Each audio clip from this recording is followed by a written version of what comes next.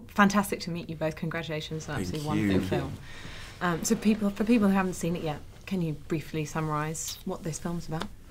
Briefly. Briefly, you go ahead. We go together. Okay. So 1992. yeah, first years of Acta Paris. Yeah. That was first founded in New York and some other cities in the States, and then it came over to Paris. 10 years of Mitterrand's government. Yeah. Big social general indifference and like unconsciousness regarding AIDS. Yeah. And young people who wants to change the world they're living in and find solution for their friends that they are lovers and Themselves that are dying, and they want to change everything, and not to control but to get the power. Yeah. And the information is the power. Yeah, fight against ignorance and raise awareness. It's a film about life, it's a film about love, struggle, politics. Yeah. Small but issues. It's always hard to Youth. summarize films. Yeah. And Especially this one. There's so many films in one film. And what drew you both to be involved with Robin's telling of this very specific story? Great script first. Yeah. Great director. Yeah. Great partners. Yeah. It's like everything was quite perfect, I Yeah. would say. It was very easy to say, of course I want to play in this film. Yeah. All the ingredients were like to me, very inspiring. I don't know. Yeah. What Yeah, appealed definitely. Yeah. to you? We could not like predict or expect that result, but all the ingredients at the beginning were like quite amazing. Yeah. Yeah. And then during the audition process, I think that we lived something that was, Yeah. to me, I felt that I was already working, I was already exploring. It was a very very special process. I never felt that we were being judged or just like called for a part. I could feel that Robin was trying to build like a human, very inspiring group of people. And I think he made it. And how did you go about preparing for these roles? How aware were you of the Act Up Paris movement before your involvement in the film? And how did you research and prepare for it? Well, I had no idea. I'm Argentinian, so I didn't grow up in France, and I was very young at that time. We were very young, so maybe have more memories about Acta Paris. small memories about actions, the big the pink condom they put on the obelisk, but nothing about the message or the DNA of the group. It was what we were preparing ourselves to the shooting that I really understand the spirit of those people.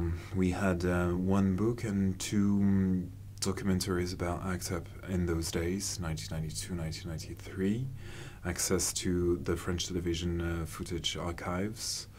But for my character, Robin was telling me, you're the newcomer, so please don't be an expert, don't be too informed about AIDS, about ACT UP, about everything in this period. Just be quite naive and stay as you are about this. Yeah. And then, well, for the people they might not know, but Robin was an activist as well as Philippe, the co-writer, and as Hugues, the producer. So we had like a part of ACT UP within the group, So many and that was sources very of important. information. So They were like, even if they were talking about like something nothing to do with the film, they were just like giving us crumbs, you know, about that time or something, or even the humor. Just like listening to them speaking, I could feel that we were like witnessing something that was from that time, because they were working on that topic, spending time together. So I can imagine that within that little group that they formed, ACT UP was like reviving again. And then I watched films, documentaries, we read books.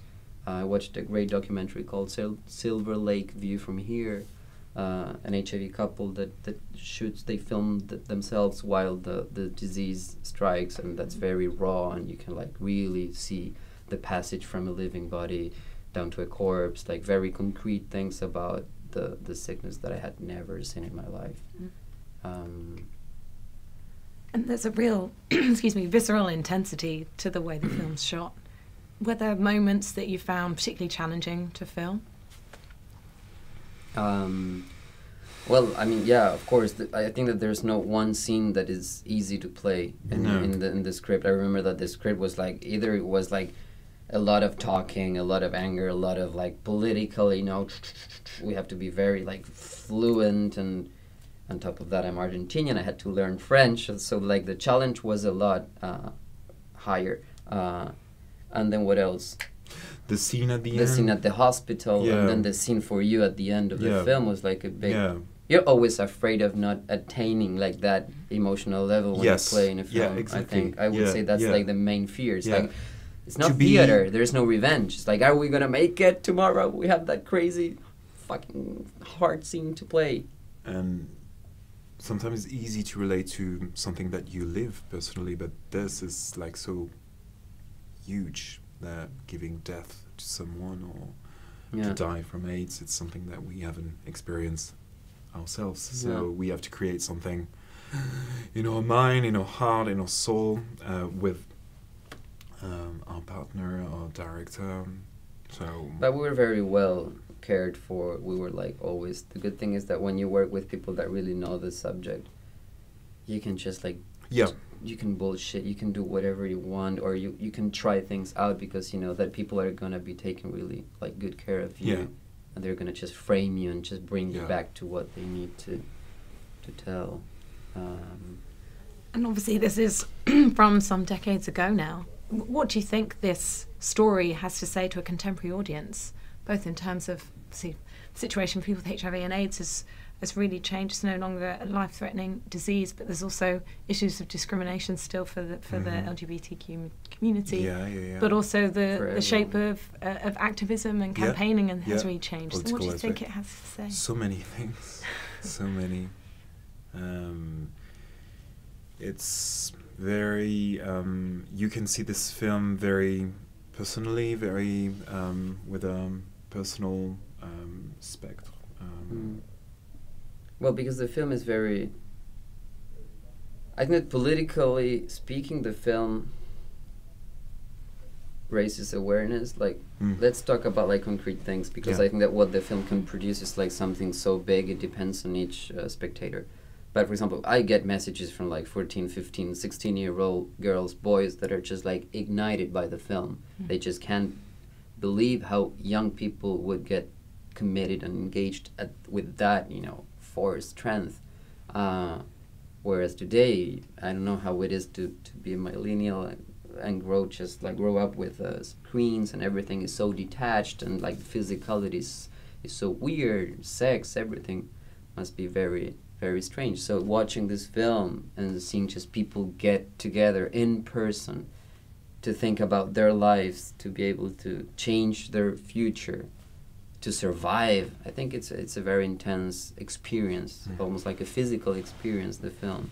Global. And then talking about stigmatization, it's like a crazy thing. Like, it's like, for example, like for a job, I'm sure that you're not going to introduce yourself, and if they ask you, are you HIV positive, for a job interview, nowadays, I think that you would not say it. So there's a lot of discrimination still existing. So there's a lot to talk about.